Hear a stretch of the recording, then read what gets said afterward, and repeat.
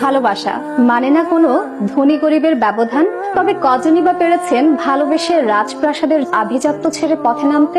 জন্ম বেড়ে ওঠা রাজপ্রাসাদে, কিন্তু প্রেমে পড়েছেন খুব সাধারণ ঘরের এক ছেলে। টোকিও ইন্টারন্যাশনাল খ্রিস্টান ইউনিভার্সিটিতে কোমরের সঙ্গে পড়েছেন রাজকুমারী মাকো।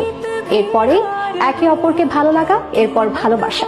এদিকে রাজ পরিবারের কোনো কন্যা সাধারণ কাউকে বিয়ে করলে হারাতে হয় রাজ পরিবারের পদবি ও মর্যাদা। পরবর্তীতে নানা কাঠখড় পুড়িয়ে তাদের দীর্ঘদিনের সম্পর্কের শুভ পরিণয় ঘটে।